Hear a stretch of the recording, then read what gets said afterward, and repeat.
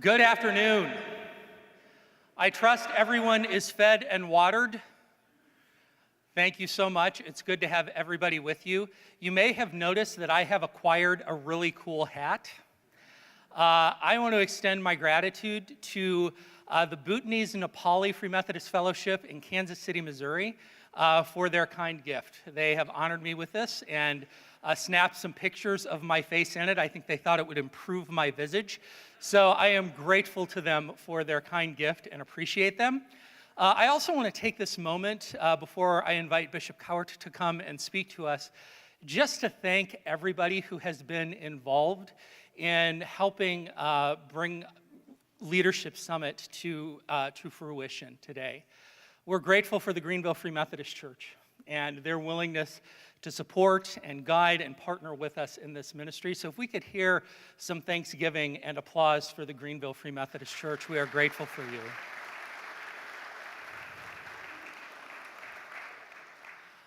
One of the things that's happening, and I promised Carolyn Martin I would not release pigeons or do a balloon drop. And she's giving me a dirty look right now, so I'm going to keep this brief. But Carolyn is stepping off of Meg after years of faithful service, and we are grateful for that. And I would like to just honor Carolyn briefly to this. Thank you, Carolyn.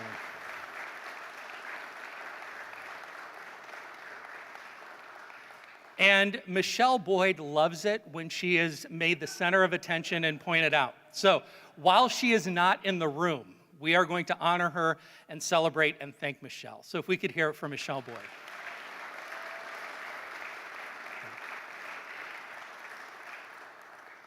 A few quick words about this afternoon. Bishop Cowart is going to come and speak to us this afternoon. And then following that time, we are going to break up into two groups. The two rooms that we were in for lunch, the youth room and the other room, clergy are going to go into the youth room, okay, back where we met this morning for our session. Lay people are going to meet in the other room where we had eaten lunch. So we're going to split up into lay and clergy. And after the bishop presents, we're going to take some time to just dialogue together about what he has presented. We're going to talk about the things that we enjoy and really like about what the bishop presents.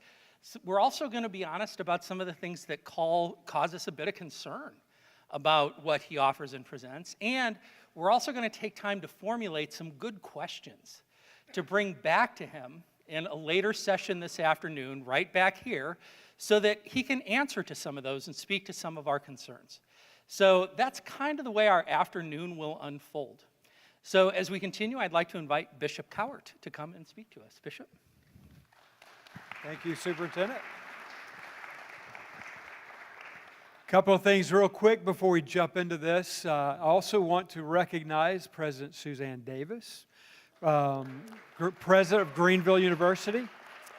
She has joined us this afternoon, and I am honored to be a member of the Board of Trustees of Greenville. And wanted to say we are incredibly excited about what's happening at Greenville. It's great things are going on there, and it's just an honor to be a part of that. And Suzanne, we're really grateful that you could be with us this afternoon. Also, I saw some things scrolling on the screen earlier. Is there any way, Eric, we can go back to the Seeking God Together slide? Is that possible? What's that? There it is, Seeking Together.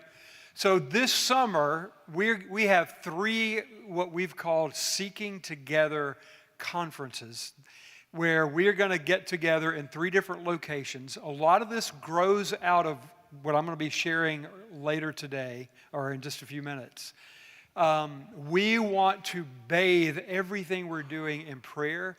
This is not going to be a conference where you're going to have a lot of people preaching at you or speaking to you. This is truly going to be a call to, it's kind of a solemn assembly. It's a call to prayer. It's a call to worship and prayer. That's essentially all we're going to do. They're going to be in three locations. One is at the Arbor Church in Spring Arbor, Michigan. One is at Christ Community Church in Columbus, Georgia, which is our home church. And one is at Commission Church in Rancho Cucamonga. Now, we know those are not all close to here necessarily, but we would love it if many of you could come and be a part of that. As you know, we just approved moving General Conference to 2029. But I do want to say we are planning opportunities like this to get together regionally multiple times between now and 2029. Because we do believe that it's incredibly important for us to gather together. And so we're going to be creating opportunities like this. This one in particular, we are trying to bathe everything we do in prayer, and we're calling the church to a time of sacrificial prayer together on these 3 days. You can go to, they're going to be the same thing at all three places, so pick whichever one you want to go to, and we would love to see all of you come to one of those Seeking Together gatherings. I'm looking forward to this afternoon. Superintendent Tyler and I had a great conversation in Indianapolis a couple of weeks ago. And one of the things that we said is that we want to create an environment here today where we can speak very freely, very transparently. We recognize that any time we begin to talk about change, and we're talking about change that will impact the denomination as a whole, then that's always going to create some anxiety or some questions, some concerns. And the best thing to do with that is not to ignore them, but to talk about them openly. My wife will tell you that one of our mantras as a pastor was that God operates in the light, Satan operates in the darkness. So we are always in the best place possible when we operate in the light, where we just say, here's everything right in the open. It's in the light. Let's talk about it. Let's pray about it. Because if we keep it in the light, God is going to be in the midst of that. It's when we take things dark and we kind of talk about things outside of the room and we begin to do things in secret, that's where the enemy really goes to work. So we want to create an opportunity where we can speak freely. You are going to have an opportunity a little later to gather together, and you can speak freely there and come back with additional questions. I also do want to make sure everybody's got access to one of these. They're in your packets, so if you have a packet, you should find one there. If you do not have one, could I get someone to, Pam, could you just, okay, CMCs. Could you come, and if there's anybody that does not have one of these Free Methodist Vision frame, we want to pass them out and get them in your hands. So if you don't have one, raise your hands, CMCs, if you'll make your way up and just grab a little stack of these. Who needs one? Raise your hand high, and they'll bring it to you. Thank you, Nicole. Let's take just a moment to pass these out.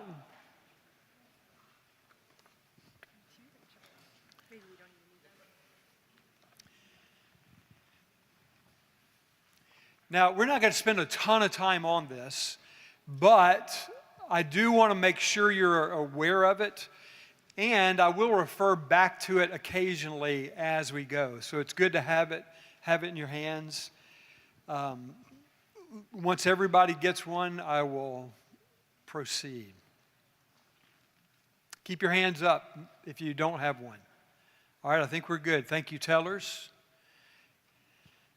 So, what this is it's new and it's going to be very familiar. It's new, but it's not new. It's new in the sense that it's new in this particular form. But we have recognized two things that have been going on the last several years in terms of our, what we would call a denominational vision frame. It's called a frame because that looks like a frame in the middle. A vision frame consists of a mission with measures and strategy and values, and then a vision that's in the middle of the frame. Now, one of the things that is true about the Free Methodist Church is that we have a lot of initiatives and have had over the years. And they end up in the book of discipline, and all of a sudden after several general conferences, we have lots and lots of missional type language, and we just keep adding to it. And people are like, what actually is our mission? I mean, what is our mission? What's our vision? We have expected outcomes. We have all kinds of different missional type language. And then 3 years ago, or 4 years ago, the last term of bishops, which I was a part of, we created a vision frame for denominational leaders. The whole idea there is that we wanted to be clear as leaders that we were bringing the kind of leadership that would help our churches thrive. So we created a vision frame for us, but it did have some implications for local churches. And so we began to share that, and all of a sudden people are like, well, which is the real vision? Is it the one that's in the book of discipline, or is it this one? So what we've tried to do is try to simplify everything and to say we now have one single vision frame for the denomination. And the mission of our denomination, it's going to sound familiar, but it's a little different, is to bring wholeness to the world by loving God, loving people, and multiplying followers of Jesus. So that is our mission statement. I think what's in the current book of discipline is love God, love people, and make disciples, right? This is that, but it also borrows some language of wholeness from our old vision statement that we really thought was great. We wanted to keep that word wholeness in here. So the mission of the church is to bring wholeness to the world by loving God, loving people, and multiplying followers of Jesus. The values are the values of the Free Methodist Way. They're on the left side of this frame. These are the values that give us our identity as Free Methodists. So the Free Methodist Way, I'm not going to talk through all that because we've talked through it multiple times over the years, but the Free Methodist Way values are the values that define the way we go about fulfilling that mission as Free Methodists. The mission measures are those measures that we want to begin to look to really take seriously, and this is where it very much does connect to local churches. We want to see every local church spiritually alive. We want to see every church with an identifiable plan for how you're reaching those who don't yet know Jesus in your communities and making disciples. That it's not just something we talk about, but that we have a understood plan for how we're doing that. That there is a leadership pipeline in every local church. That leaders in every local church are raising up more leaders so that they are multiplying themselves continually. And then lastly, that every church is taking seriously this value of multiplication to say, how are we multiplying our impact? That can be done in many, many different ways. It's not just church planting. It can be multiplication of ministries. It can be multiplication of initiatives.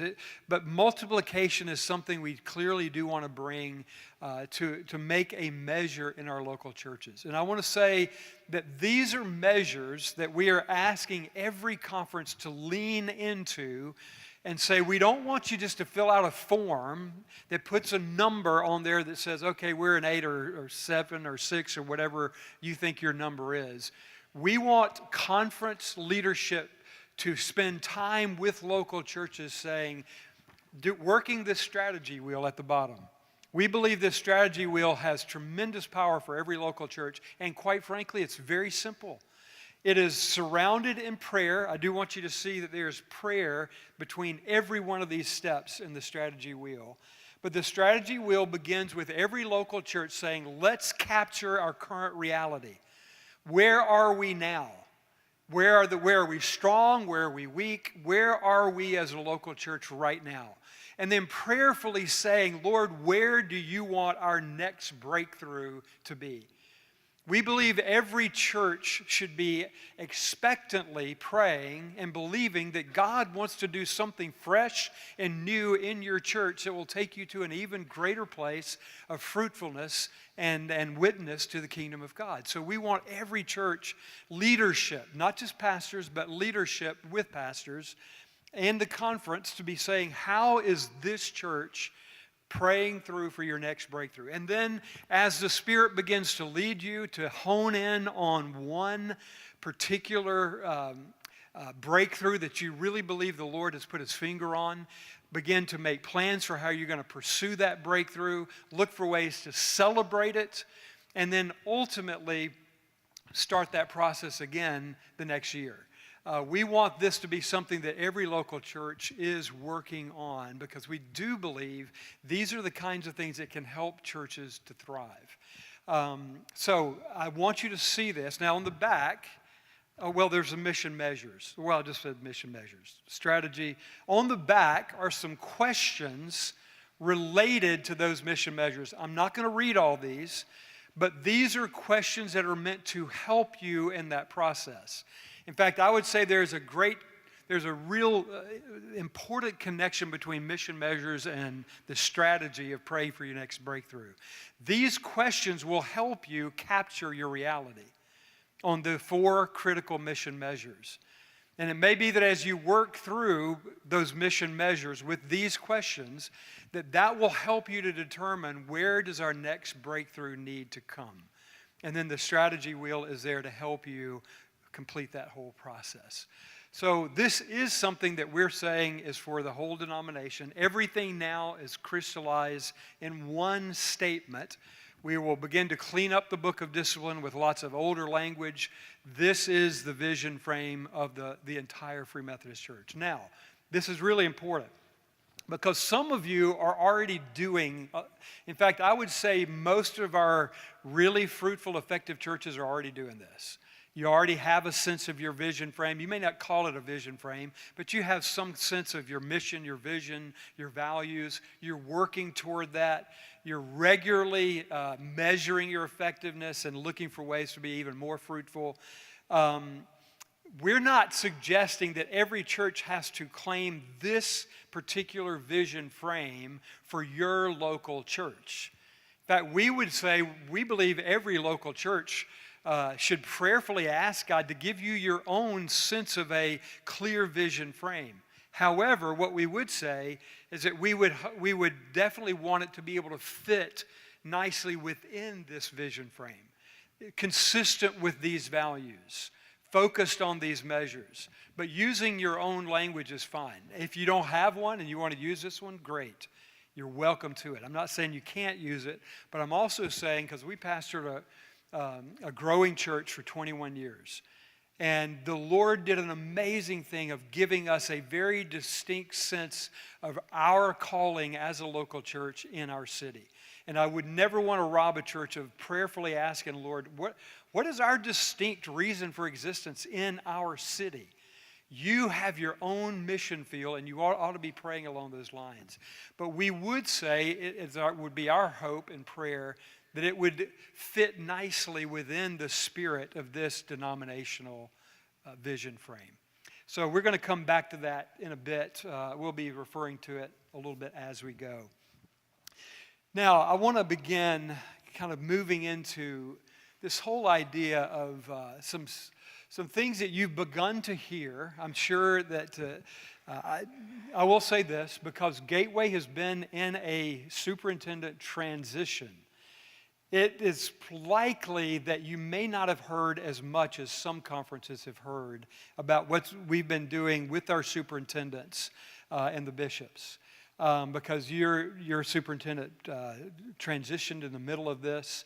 So for some of you, I'm probably going to be bringing you into some new understandings. Others of you will have some understanding of some conversations that have been happening. But I want to give you a really full overview of what's been taking place. And it starts with this. About a year and a half ago, I'm going to go back a little further than that. Right after the last general conference, when the 3 of us bishops, 2 new bishops and myself carrying over from the last term, met, our sense was there are some things that we have got to truly dig deeply into that are keeping us as a denomination from really moving forward into significant growth down there. And when I say growth, I don't just mean numbers, but I mean growth as disciples, growth in maturity, growth in every way. We want to be a church that is thriving. We were looking at some statistics I'm going to share with you in just a minute that were very concerning about where our denomination is. But more than that, there were issues in the spirit of our church that we increasingly began to feel. There's some things here that we just got to acknowledge, and let's lean into those as leaders. And so the three of us decided that we would create a team that we've called Unleashing Missional Momentum. Anybody that's been around the Free Methodist Church in leadership knows we love acronyms. And in fact, we have a week of meetings in Indianapolis that we now call Acronym Week, because the BOB, the B-O-B, Board of Bishops, meets with the ADLT, the NLT, the SLT, and the BOA over 8 days. And I can tell you that we are exhausted by the end of that week. Well, we added another acronym, and now it was which was really creative, right? But here's why we did what we did. We said we have got to come into a place where bishops, superintendents, and area directors are working collaboratively together to address the concerns of our church. I'm going to talk about this a little more later too, but there was this sense that bishops kind of operate in a silo, and then superintendents operate in a silo, and the World Ministry Center is in its own silo over here. And there was very little that held us together as one. And so we said, let's come together, let's work on this together, and let's prayerfully ask the Lord what He wants to do with our movement. It started with looking at some statistics. Now, I do want to share some things with you here. Before I get to the statistics, it started with this understanding that one of our greatest challenges has been a loss of Free Methodist identity. A loss of Free Methodist identity. This was something actually the last Board of Bishops really began to sense in a significant way. As we went across the country, we discovered that most people we talked to, and when we said, what does it mean to you to be a Free Methodist, had no idea what that meant. And those who thought they knew what it meant often thought it was one particular thing, and that was the whole, but it was not the all. And so we began to sense that we've got a serious identity mission. And can I just say that in one sense, part of that is because we are a kingdom people and we love the kingdom more than we love our denomination. And can I just say we don't want to lose that. We don't want to lose this idea that we are ultimately working for one kingdom. And we're working with all believers for one kingdom. So we don't want to be overly fixated on our identity as denomination. However, this is a critical point. We do believe that God raises up movements for a reason. And it is to bring something to the whole body of Christ that is meant to benefit the whole. And so we said, if God raised us up, why did He raise us up? And is there still a reason for us to exist? That's a real question. Is there any reason for us to still exist? Why did God raise us up, and why should we exist? Well, the first thing we really wrestled with was this whole issue of identity. Is there a reason for us to really understand who God called us to be? Out of that journey, we wrote the Free Methodist Way. And the Free Methodist Way was meant to be both historical and aspirational. And this is what we were born to be as a denomination, and this is where we believe God wants us to be today. It's the bringing together of those two. The Free Methodist Way was meant to address that concern of a loss of identity. And I want to say that we have been working really hard now for about 3 years to make sure those are not just values on a sheet of paper, but that we really value them in terms of the way we live. And I will say this again and again and again. We are most Free Methodists when we hold all 5 of them together. Now, some of us may love one a little more than the rest. We may have a particular passion for one over the rest. But we are most Free Methodists when we hold all 5 of those values together. And that is what we've been trying to call our people to and asking our leaders to live and model those values in everything we do. So that was meant to address the issue of a loss of identity. There was a second challenge that we really had to deal with, and that was a clear decline in the number of people in churches in our denomination. I want to share a little bit of data that goes back about 12, 14 years and ends with 2024. By the way, the reason it starts in the year it starts is not because we were trying to pick a date to make a point. That's when we started keeping digital data. So we have access to digital data going back to, I believe, 2012, 13. And so these next slides are going to give you a sense of that. First of all, in terms of attendance. Can we go to that next slide? I'm sorry. I didn't put this in there right. Eric, there you go. You're such a smart guy. Jumped right to it. So average attendance since 2011 to 2024. You can see there that it went up and down a little bit in the mid-teens, but since about 2014, it has been on the way down. Now, we can celebrate that 24 was up. Praise God for that, right? So something, and I think some of this is we had no data for 2020, and everybody knows why. I don't have to go there. There was a significant drop-off in 2021. That was still very much related to COVID, so that's an aberration. 2022, it began to come back, but then it actually dipped in 23. We are still seeing recovery in 2024, but we are still below pre-COVID numbers in 2019. So we have had almost 11% decline in average church attendance over the past 13 years or so. The next slide is even more concerning to me. And this is the total number of churches. And what I want you to see is that from 2013 till 2024, we have lost 18% of our churches. 18% of our churches are gone. And this was not, in fact, you can look at this. This is not primarily due to COVID. This has been happening slowly for the last 11 years or so. And that has left us somewhere that is, and this is going to be the one thing that I think will help you to understand the concern most. If you'll go to that next slide. Let me talk through this very quickly. I do want you to see we are planting new churches. So new churches are being started, and we had a lot of new churches started in 23. That's one of the reasons we had a little bit of a bump there.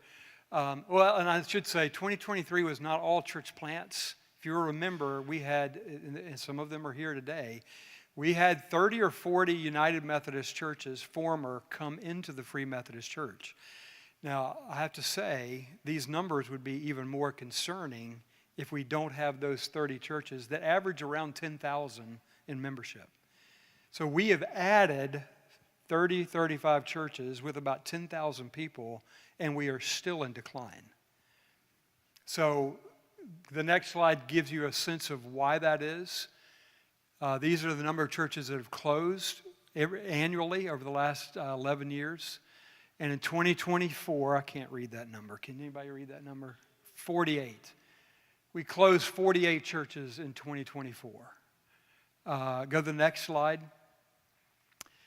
Now, this is the one that I think is going to really spell out where I think the real concern is.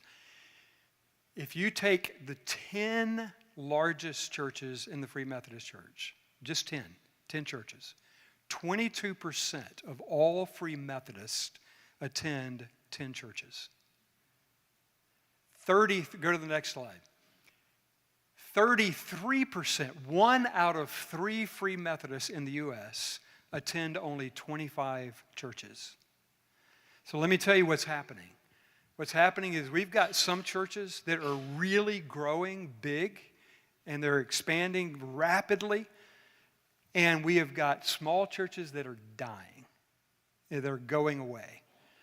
And what that means is even though we don't have a significant decline in attendance, 11% is probably not bad if you were to look at all the denominations in the U.S. Guess what? This is happening in all the denominations. This is not just a Free Methodist thing.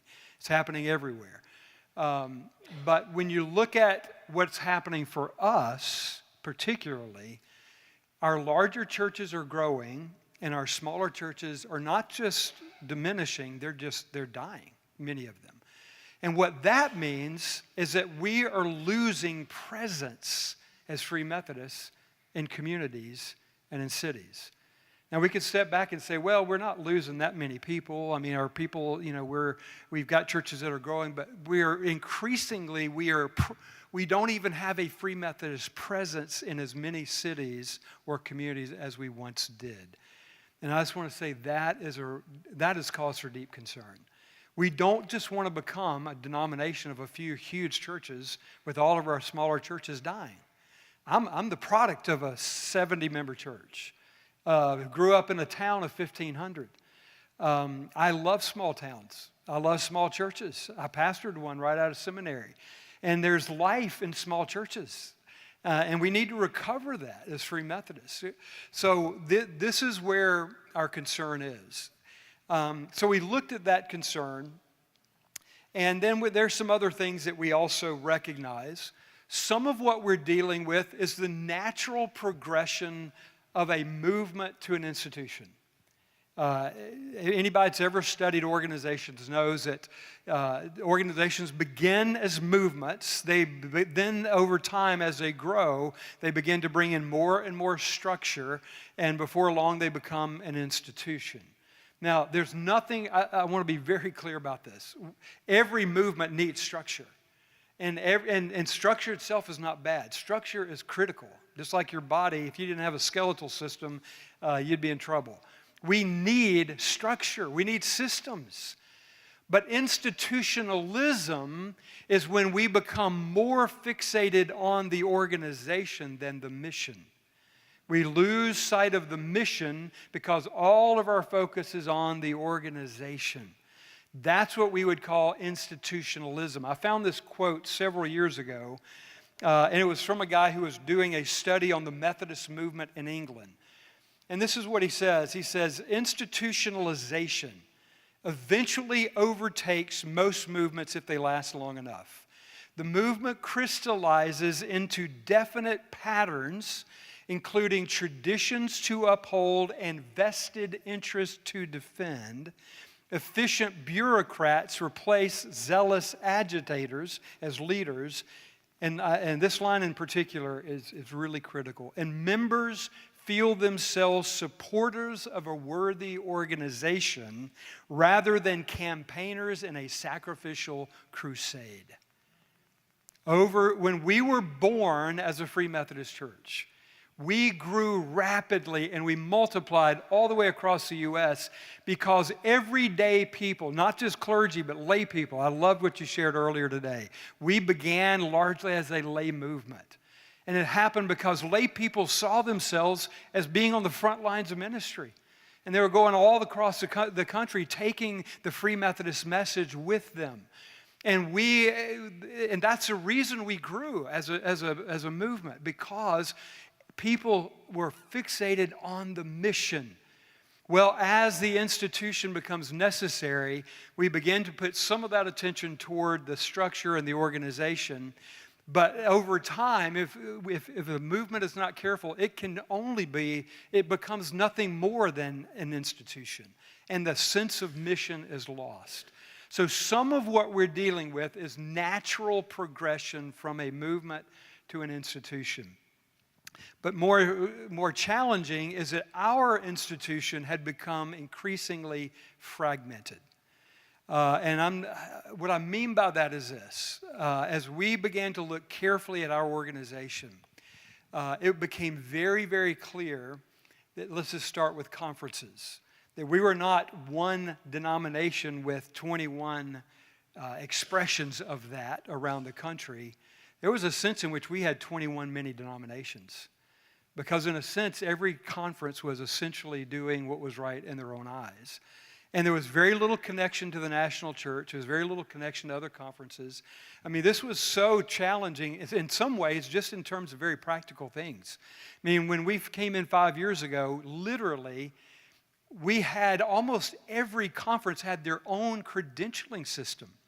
And none of them were the same. None of them had the same standards, same requirements. You could have somebody in one conference that has to put in a lot of work, and the conference takes it very seriously. And then some other conference is doing it where you can just read a book and do 2 hours of online work and you're done. I mean, it was just that radically different. There was very little shared resources. There was very little shared systems. And every conference was beginning to kind of do its own thing. Now, I don't mean that like it. I don't mean this is it in the book of Judges. Some of you are familiar with the book of Judges. I don't mean that everybody was just living in sin your own way. But what I meant was this, and it was largely because we did not have clear vision frame that says this is who we are, and these are the values that matter for every single local church. Every conference was kind of figuring that out for themselves. And that's unfortunate because what it led to were 21 annual conferences that had increasingly very little connection. I had a conversation this week with Howard Snyder, who is, I guess, our greatest historian as a Free Methodist. And we were talking about the identity thing at first. He said, well, I can tell you that Free Methodists began to lose their identity in 1960.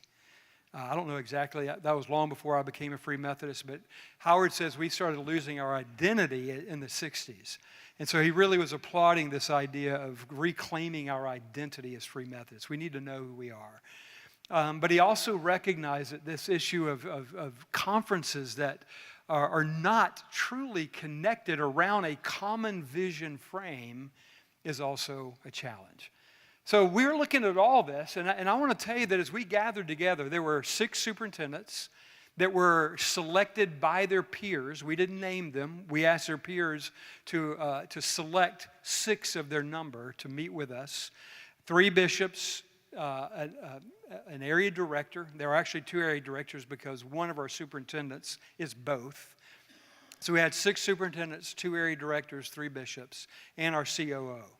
And we came together and basically we were asking the question, the very first question we asked was the one that I asked earlier. And that question was this: should the Free Methodist Church continue to exist, or should we recognize that our day is past, celebrate everything God has done, and join someone else who is currently thriving? We asked that question in all seriousness. We said, there's nothing eternal about a denomination. Denominations come and go. And we ask ourselves very seriously the question, has the Free Methodist Church's day passed? And should we just look to join someone else and be a part of their movement? As we prayerfully, and we met together for about 10 days in person over last year, and prayer was at the heart of everything we did. And the more we prayed, the more we felt God's yes to that question. And I don't have time to go into this deeply, but I'll say this. I think we believe, and I trust you believe as well, that there has never been a time in our nation's history where our message is more needed than it is right now. I think the Free Methodist message is vitally important for today. When we look at those 5 values, and when we say we hold them together in a polarized nation that is increasingly separating over many of those values, and we say, no, these are the values that actually hold us together. Our nation desperately needs the Free Methodist message. So we actually believe this is a time for us to be pressing in toward new growth and new movement rather than calling it a day and joining someone else. Now that day may come. And when it does, we ought to be ready to go for that day. But right now, we truly believe the Lord still has vital work for the Free Methodist Church. So, I've talked about some of the hard realities, but I now want to shift to the opportunity because we do believe there's tremendous opportunity. And the opportunity starts with the restored identity. I've already talked through that, so I'm not going to spend much more time on it. Restored identity around our unity around our core identity, which is a Free Methodist way. Restored focus on our central mission to make disciples. That's the mission statement that we just shared earlier that's on there. You see the mission measures.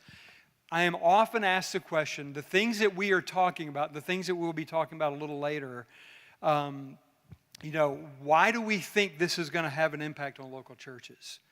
And I want to say from the very beginning, everything that we are doing and everything that we're recommending and everything we're calling conferences to is about recovering a clear sense of the why we exist.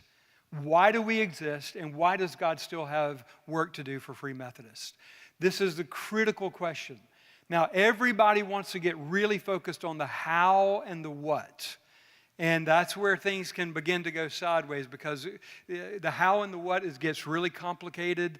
But we have to start with the why. And the why is that we believe God wants us to be a movement again. And we begin by claiming our identity as Free Methodists, by clarifying our mission as Free Methodists. That's where this starts. But we also are working very hard to bring collaborative leadership everywhere in the denomination.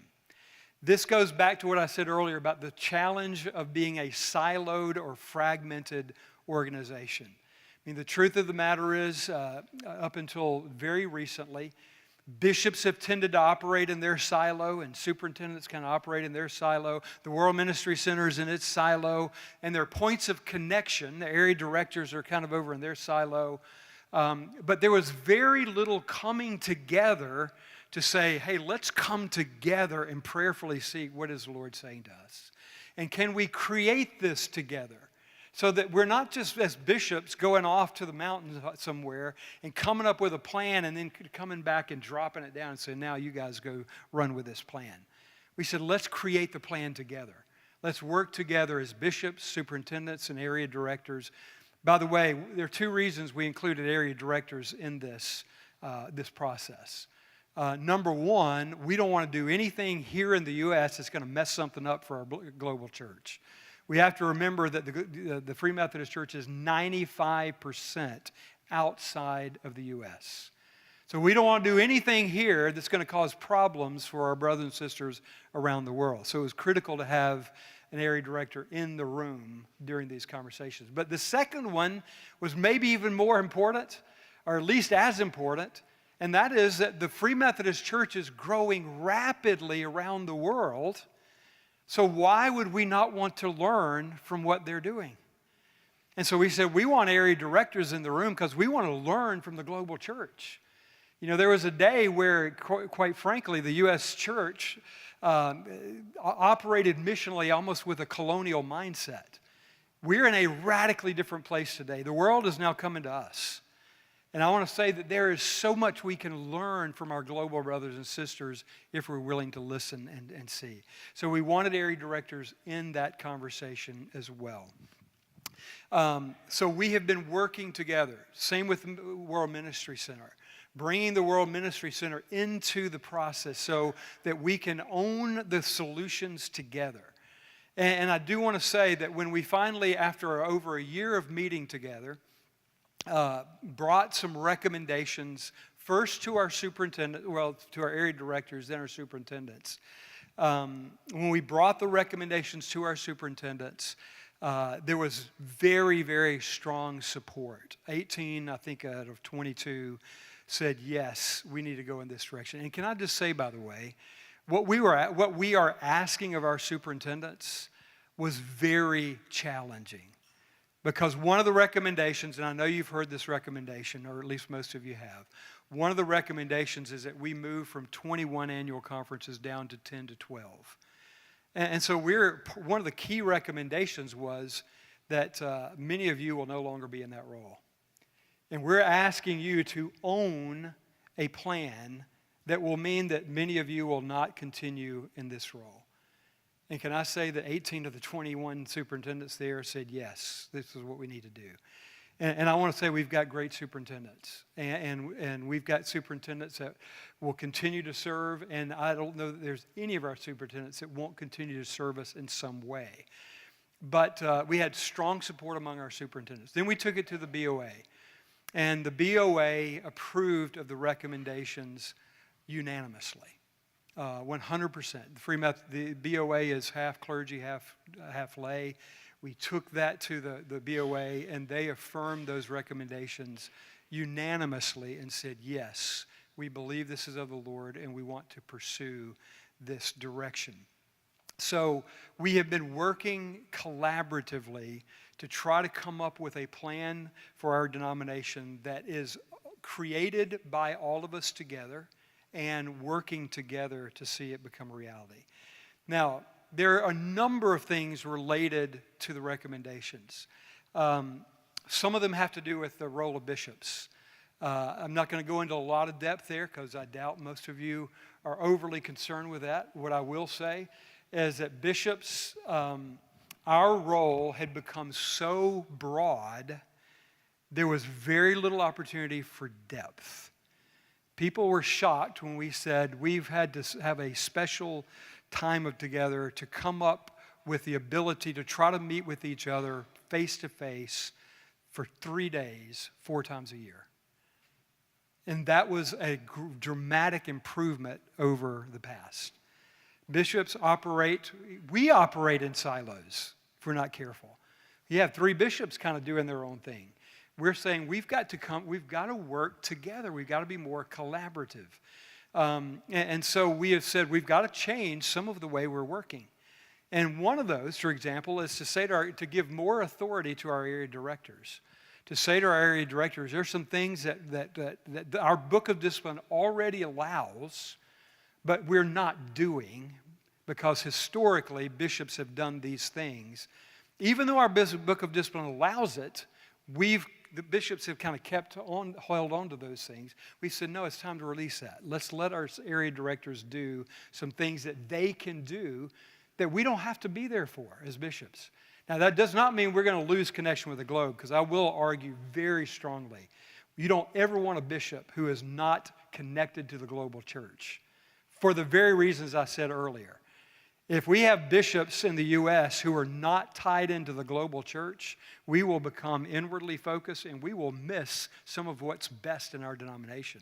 So bishops always need to have a connection to the global church. But it doesn't mean we always have to be out there doing things that area directors can do.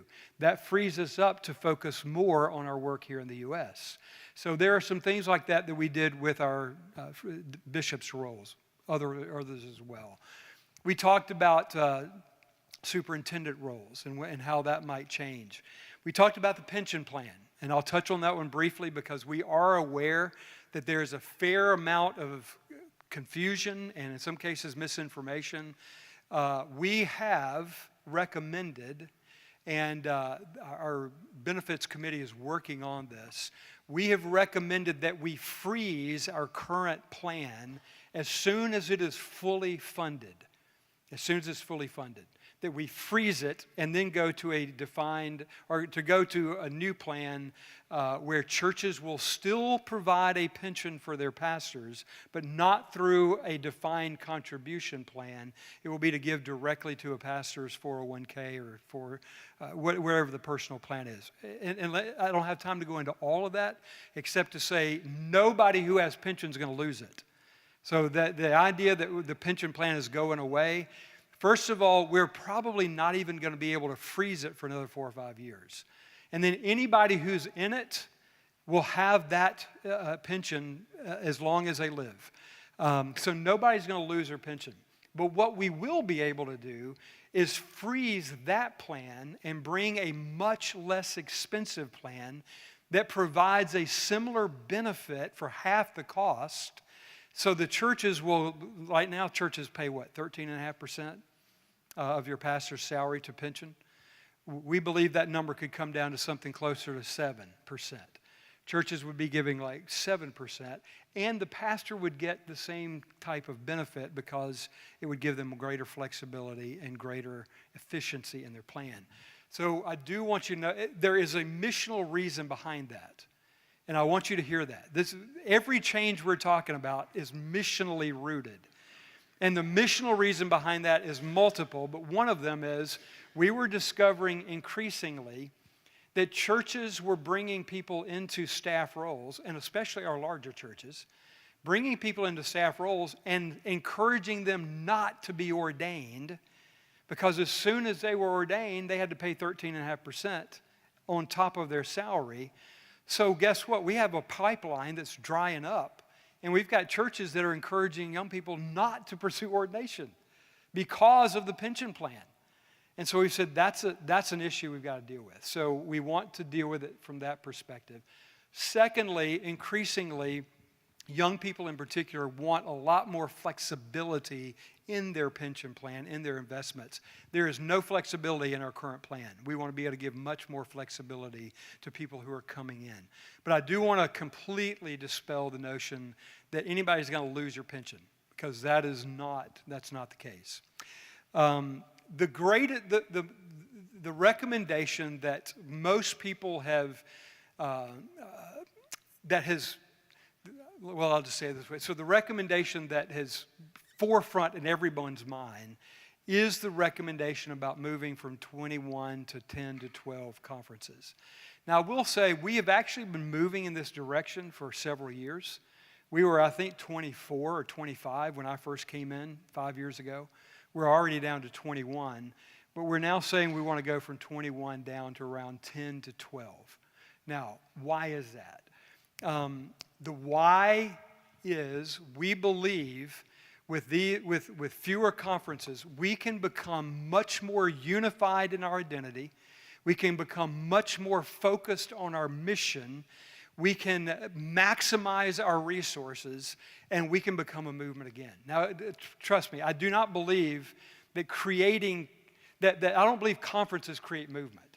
And certainly, reducing conferences is not going to create movement. This is not so much about getting smaller or larger conferences as much as it's saying we want to begin to work at a much deeper level of unity with bishops and superintendents, bringing the same message, the same values to every conference, because that will bless every local church. The resources as well become critical. I want you to know that many of our conferences, we have some conferences, we have 2 now, who have less than 20 churches. Only 19 churches in 2 of our conferences. Many of our church conferences have less than 40 churches in them. Several of our conferences cannot afford, based on the money that's coming in from the churches, to support even a single superintendent. So one of the things that we definitely are doing is trying to create larger conferences that would share resources so that every local church will now be resourced by a much stronger conference team. So let's just say, for example, the Michigan, we had 3 conferences in Michigan, North, South, and East. In about a month or 2, they're going to gather.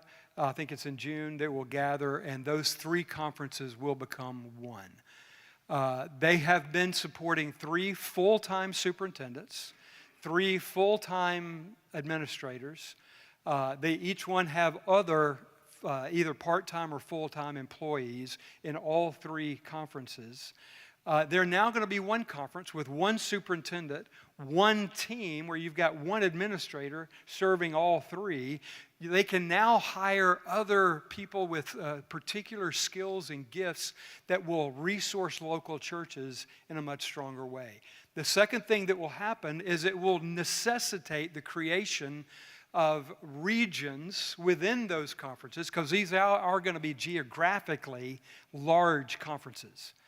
Again, when you only have 850 churches in 50 states, you can do the math. Some of you can anyway. And that's about 6, that's 100, what did I say? 850 churches. And let's say we've got 10, let's say we just keep the numbers round, 10 churches. That's going to be 10 conferences with about 85 churches. Most of them will be in multiple states, so they're going to be spread out. But can I say we're already spread out? We're already very spread out. If you look at our map, even within existing conferences, we can be incredibly spread out. We will create regions within these larger conferences. We will now have regional superintendents who will be station pastors, but they will work alongside the superintendent. We could also, we've got at least three conferences that are already doing what I'm describing. They already have regional superintendents. They have regional gatherings where every year they get together with the churches in that region to fellowship together, to pray together, to resource one another. And then they also have districts within the regions, so that every pastor is in a district connection with 3 or 4 or 4 or 5 other pastors. We believe that by going to where we're going, by having conferences now that have the kind of resources that can help establish those new layers of leadership, we are actually going to be able to say that our churches will be more connected. Even though they're a part of a larger conference, they're going to be more connected than they were previously because we are multiplying leadership. Someone has already questioned, well, aren't we consolidating power? First of all, this isn't about power. I mean, I just want to say, anytime power is the conversation, we're having the wrong conversation. Can I just say that clearly? And as Christians, we should never be talking about power. It's not about power, it's about servanthood. I mean, it's about taking up the basin and it's about serving. And so it's not about power, it's how can we distribute authority. We're actually trying to distribute more authority away from the top to more people at the front lines. Ultimately doing exactly what Tyler talked about earlier, modeling what we want pastors to do in local churches is don't consolidate authority in your own role. Share it with your lay people. Share it with members of your church. We want to begin to create a mindset of generosity and a mindset of distributed authority everywhere in our denomination. So fewer conferences with fewer superintendents, but greater leadership because we're going to multiply leadership. Guess what that also does? That also means we're now creating a much larger pipeline for leadership. Because now when we've got pastors who are also serving in very part-time ways as a regional superintendent or a district leader, those are leaders who are now getting experience of leading outside their local church. So now we have more and more people who are in the pipeline that when we start looking for superintendents, we've got a lot more to draw from a group of people who already have some experience. So I do want to emphasize that we're not trying to consolidate power. What we're actually trying to do is bring in superintendents who can help distribute authority to more and more people at various levels. So we're trying to lead toward better resourced annual conferences. We also want to identify in those lead superintendent roles Spirit-filled leaders who know, number one, how to bring missional focus to the whole conference. Missional leaders who have experience of bringing a missional value to a local church or to a region. We want superintendents who know how to bring the value of mission to every local church. We want superintendents who know how to create culture. Because the most powerful thing in any organization is its culture. I mean, you ask anybody in leadership in any organization, and they'll tell you, Peter Drucker said it years ago. He said, culture will eat strategy for breakfast, lunch, and dinner. We get so hung up on strategies, and quite frankly, it's not strategies that bring transformation, it's culture. I mean, we could spend all day on this. This is one of my favorite topics. I love talking about culture. And let me just ask you to think about this for a moment. Every local church has a culture. When new people walk into your local church, whether you realize it or not, they are experiencing a culture. And that culture may be healthy or it may be really unhealthy. And here's the thing, culture is either created intentionally or it happens by default. And when it happens by default, it's usually created by the most dysfunctional people in the system. Can I get an amen on that? When culture is created by default, it's usually created by the most dysfunctional people in the system. We need leaders, starting with the superintendent, who understand how to embed the values of the Free Methodist Way into the culture of the conference. Superintendents who understand how to deal with unhealthy culture and bring change so that it becomes healthy. We need pastors who understand how to create culture. We need conference leadership teams that can resource pastors to be able to bring healthy culture to every local church. One of the most important things I'm saying to you is what we're envisioning are fewer conferences, but conferences that are well-resourced to be able to bring greater resources and greater training to pastors and local churches so that they can become healthy, missional churches in their communities. That's what we're really after, ultimately. So, better resource conferences. And then I'm going to say that there's one more thing that we really are after. And honestly, this was not something we even intentionally thought about early on. But one of the things that we've learned about movements over the past year, and we've learned about change. We just brought in a guy who is chairman of our board at Spring Arbor University. And he led the largest nonprofit organization in the world through a radical transformation. He is now a consultant doing that work for organizations all over the country, helping organizations transition from where they are to where they want to be. And we brought him in. We spent a day with him and our superintendents. We brought him in. And, we had time to ask him a lot of questions and just learn from him in this. But one of the things that he talked about was this whole idea of disruption. And it just suddenly occurred to me that when you think about any movement in history, and it all was born out of disruption. I mean, you can go all the way back to the book of Acts. And Jesus said to the church in Acts 1:8, "You will receive the Holy Spirit, and you will become my witnesses where? Jerusalem, Judea, Samaria, and the ends of the earth." Do you know that until Acts chapter 8, the Christian church was not yet a movement? It was still in Jerusalem. And it hadn't left Jerusalem. It was still bound there in Jerusalem. God allowed persecution to arise following Stephen's martyrdom. And the persecution, which was dramatic disruption, scattered the church to the ends of the earth. It is always disruption that creates movements. Think about our own movement. Why was the Free Methodist Church born?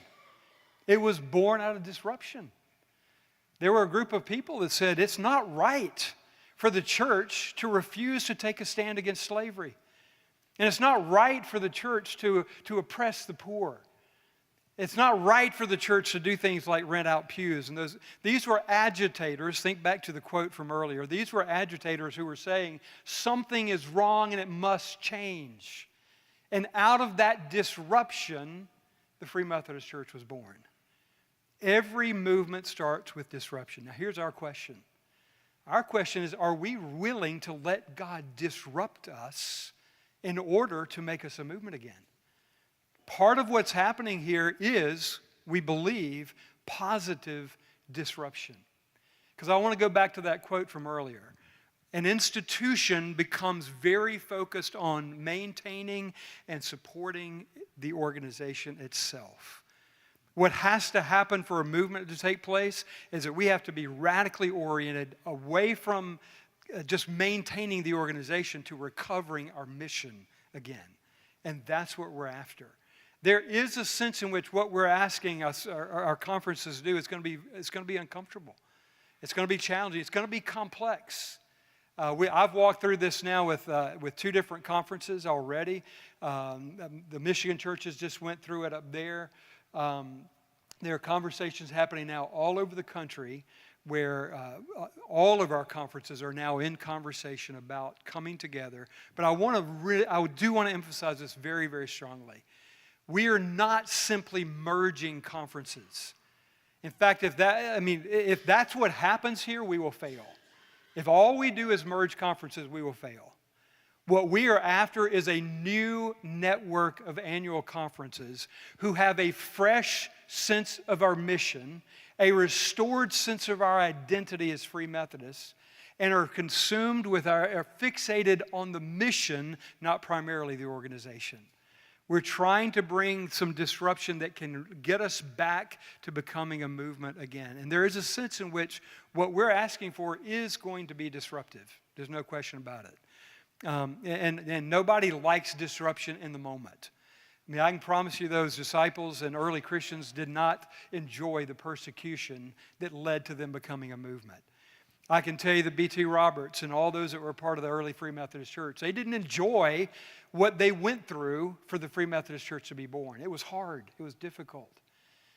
But we're either going to die a slow death as an organization, as an institution, or we're going to have the courage to say, Lord, disrupt us and send us out with new vision, with a new sense of the vital importance of our message for this day, right now, in our missional context. So we are asking for some disruption, but we believe it's disruption that actually can create a tremendous sense of missional fervor as we remember why we exist and who we are. And that's really what we want to focus on. Because I can tell you that we're going to close in 2 minutes. I'm going to hit this mark. I want to say one thing in closing very strongly before you go off to begin to talk in your 2 groups.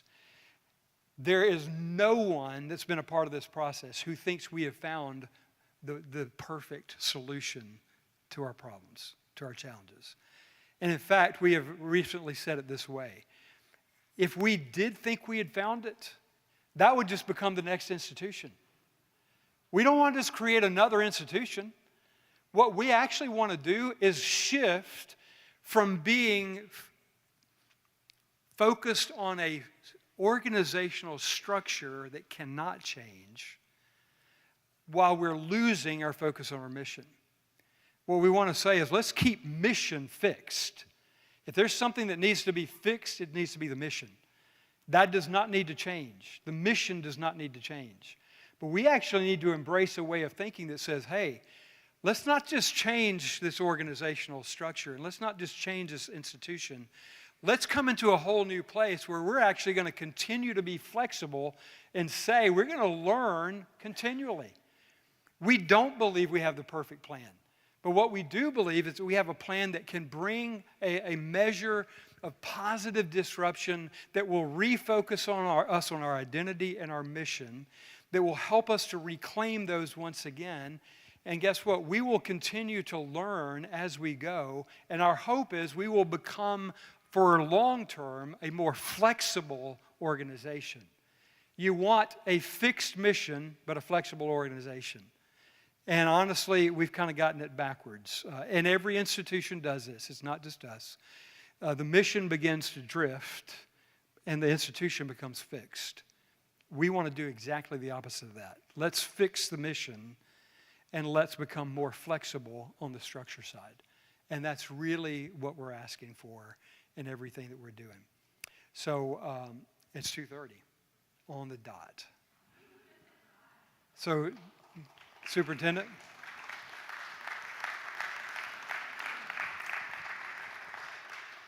Thank you so much, Bishop Cowart. I want to thank you for 2 things. First of all, thank you for just being open and talking to us about the why. It's so important for us to hear directly from the bishop about the why. Secondly, I want to thank Bishop Cowart for a master class in advanced candle navigation. The number of times I was worried about the bishop lighting himself on fire, and he avoided that completely. Look at that. That's amazing. This one's real. That one's real, right? Yeah. I felt the warmness. Yeah. So, all right. So to let you know what we're going to be doing next, we are going to take a 15-minute break. So take 15 minutes, take a break, use the restrooms, get a snack, and then we're going to gather together again back in our 2 rooms. The room we met in this morning, the youth room, the clergy will gather there, okay? The other lunchroom that we met in, all the lay people are going to gather there. And in those rooms, we're going to discuss 3 things together. Our purpose is to respond to what the bishop presented. And as we respond, we want to give space to saying, what did I hear that I liked? And secondly, what did I hear that concerns me? And thirdly, what did I hear that I still have questions about? We want to gather those things together as a group, and we're going to kind of consolidate some of those things. The clergy are going to be led by our district leaders, and the lay room is going to be led by some of our conference lay people who have been serving our conference. And after we gather these things, we're going to kind of focus in on a few key questions.